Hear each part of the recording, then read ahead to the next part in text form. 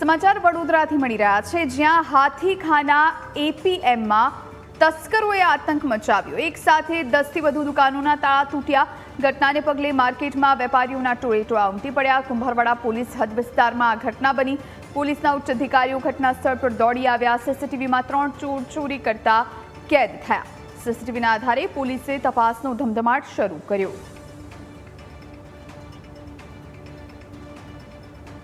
મારી દુકાન અનાજની છે, ઘઉં જુવાર બાજી એવું વેચે છે ને એમાં અમારે જે રોકડ વકરો હતો ને એ 40 ની આજુબાજુ છે, 40-45 હજાર જે હોય તે।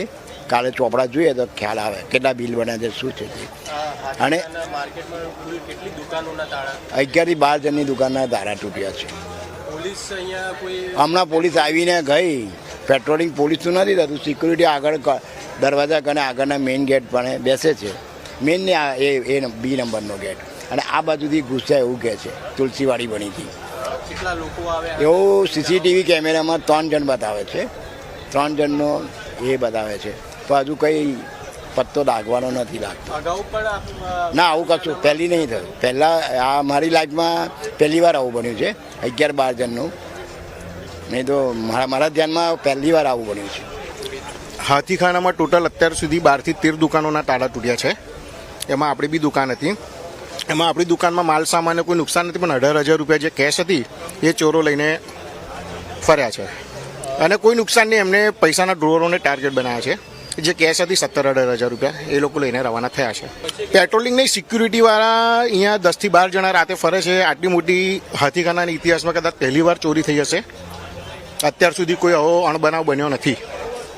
સિક્યુરિટી હોવા છતાંય આટલું મોટું ઇન્સિડન્ટ હાથીખાનામાં બન્યો એ બહુ વિચારવા જેવી વસ્તુ છે। સિક્યુરિટી જ હોય ને, એમાં સિક્યુરિટીના ભરોસે દુકાનવાળા બેસતા હોય, લાખો કરોડો રૂપિયાનો માલ ભરતા હોય સિક્યુરિટીવાળા, જવાબદારી સિક્યુરિટીની લાગુ તો પડે જ।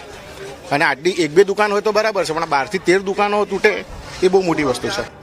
આજ વિશે વધુ જાણકારી સાથે સંવાદદાતા દર્શન આપણી સાથે વડોદરાથી લાઈવ જોડાયા છે। દર્શન, વડોદરા હાથીખાના એપીએમસી કે જ્યાં તસ્કરોએ આતંક મચાવ્યો, વેપારીઓ સ્પષ્ટપણે સિક્યોરિટી પર સવાલો ઊભા કરી રહ્યા છે, શું જાણકારી?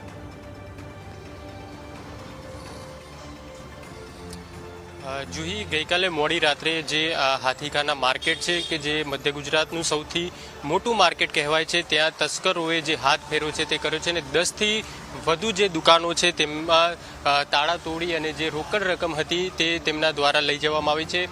જે માલ સામાન અંદર ભરવામાં આવેલો હતો તેને કોઈ મોટું નુકસાન નથી કરવામાં આવ્યું, પરંતુ જે રોકડ કેશ પડેલી હતી તે તમામ 10 થી વધુ જ એવી દુકાનો હતી જ્યાં અલગ અલગ જગ્યાએ આ તસ્કરોએ હાથ ફેરો કર્યો છે। ઘટનાની જાણ થતાં જ જે ડીસીપી ઝોન 4 સહિતના ઉચ્ચ અધિકારીઓ અહીંયા પહોંચ્યા અને જે તપાસનો ધમધમાટ છે તે શરૂ કર્યો છે, અને સીસીટીવી જે સામે આવ્યા છે તેમાં 3 તસ્કરો હાલ નજરે પડી રહ્યા છે।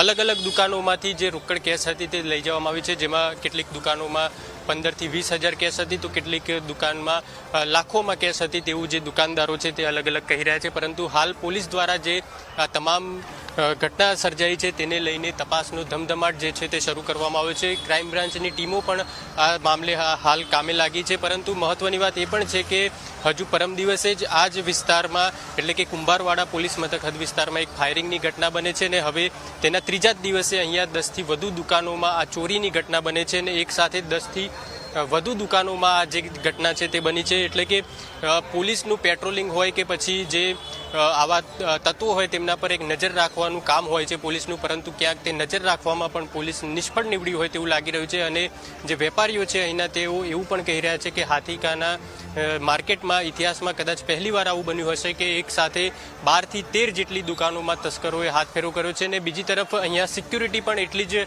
તૈનાત રાખવામાં આવે છે, તેમ છતાં આ જે તસ્કરો છે તે અંદર કેવી રીતે ઘૂસે તેને લઈને પણ હાલ સવાલો જે છે તે થઈ રહ્યા છે। બિલકુલ દર્શન, આપની આસપાસ કોઈ વેપારી હોય તો એમની સાથે પણ વાતચીત કરવાનો પ્રયત્ન કરશો આ ઘટનાને લઈને?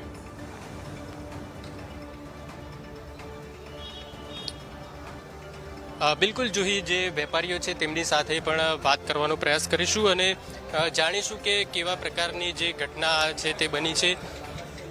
અલગ અલગ જે વેપારીઓ છે તેમની સાથે વાત કરીશું અને જાણીશું જે પ્રકારે ચોરીની ઘટના બની હાથીખાના માર્કેટમાં પહેલીવાર આવું બન્યું છે કે અગાઉ પણ આવું બન્યું? પહેલીવાર એવું બન્યું હશે કે જે હાથીખાના માર્કેટની 10 થી 12 દુકાનોના તાળા તૂટ્યા છે.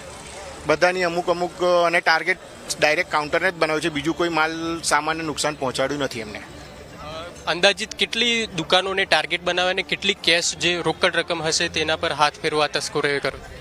હમણાં તો અત્યાર સુધીના આંકડા મુજબ 12 થી 13 દુકાનો ધ્યાનમાં આવી છે. હજુ ઇન્કવાયરી ચાલુ છે, કોઈ દુકાન નહીં આવે તો.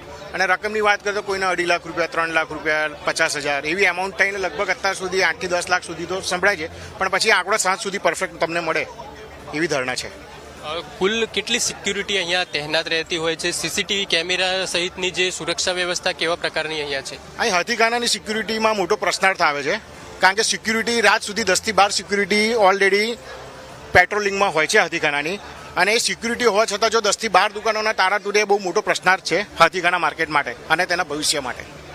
આપ શું માનો છો, જે પ્રકારે 10 થી 12 દુકાનોના તાળા તૂટ્યા છે, ચોરોએ હાથ ફેરો કર્યો છે, આપનું શું માનવું છે? એ તો ચોરો જ કર્યું છે ને, સીધી સી વાત છે, એમાં કશું કહેવાની જરૂર. 3 જણા આયા, બરોબર, મોનો ઉપર પેલો મોનો ઢાંકીને અંદર ઘૂસ્યા છે. આ 12-13 દુકાનનો તાળા તોડે, મારી બી દુકાનનો કોશિશ કરી. બીજા એમને બી બધા જે શિવશક્તિ છે, આ કેદારનાથ છે, પાછળ છે. હવે પોલીસ શું એક્શન લે છે, અને બીજું તમે મીડિયા શું સપોર્ટ કરો છો? બસ. આપની શું માંગ છે? પોલીસ કેવા પ્રકારની કાર્યવાહી કરે અને સિક્યુરિટીને લઈને શું માનવું છે? અંદર સાહેબે લોકો જોડે વાત કરી છે, પછી શું થાય છે એ ખબર પડે. સાહેબ ગયા છે અંદર કેમેરા જોવા, એ આવે તો ખબર પડે. જુહી, જે પ્રકારે અહીંયા વેપારીઓ છે તેઓ માની રહ્યા છે કે જે સિક્યુરિટી છે તેને લઈને પ્રશ્નાર્થ ચિહ્ન ઊભા થઈ રહ્યા છે. તેમનું કહેવું છે કે 10 થી 12 જેટલા સિક્યુરિટી ગાર્ડ તૈનાત રહે છે. વધુમાં અહીંયા જે આસપાસ જેટલા પણ ગેટ છે તે ગેટ રાત્રિના સમયે બંધ રહેતા હોય છે, અને જે મુખ્ય ગેટ અહીંયા છે તે ગેટ ખાલી ખુલ્લું રહેતો હોય છે, અને ત્યાં પણ સિક્યુરિટી તૈનાત હોય છે. એટલે કે આ તસ્કરો અંદર કેવી રીતે આવ્યા તેને લઈને પણ હાલ પોલીસ દ્વારા જે તપાસ છે તે શરૂ કરવામાં આવી છે. અને અલગ અલગ દુકાનોમાં 1 લાખ રૂપિયા હોય, 5 લાખ રૂપિયા હોય, તે પ્રકારે અલગ અલગ દુકાનોમાં જે કેશ પડેલી હતી તે કેશ લઈ જવામાં આવી છે. વીકેન્ડ જે હતું તેનો સમય હતો, એટલે કે જે વેપારીઓ હતા તે કેશ ડિપોઝિટ જનરલી સોમવારે કરતા હોય છે, એટલે કે શનિવાર અને રવિવારના દિવસોમાં જે કેશ તેમના કાઉન્ટરમાં હોય તે એમ જ રાખતા હોય છે. એટલે કે આ તસ્કરો જે છે તે ક્યાંક જાણતા હતા આ સમગ્ર મામલો, તેવું પણ હાલ પ્રાથમિક દ્રષ્ટિએ પોલીસને લાગી રહ્યું છે. અને પોલીસનું એવી પણ શંકા છે કે ક્યાંક આ તસ્કરો આ જ વિસ્તારના પણ હોઈ શકે છે, કારણ કે તેઓ જે પ્રમાણે ચોરી કરીને ગયા છે, જે પ્રમાણે હાથ ફેરો કર્યો છે, એટલે તેમની જે એમઓ છે તેને પોલીસ હાલ જે પ્રકારે તપાસ કરી રહી છે તેમાં એવું પ્રાથમિક દ્રષ્ટિએ લાગી રહ્યું છે. જી દર્શન, આભાર આપનો, આપ જોડાયા અને જાણકારી આપી તે માટે.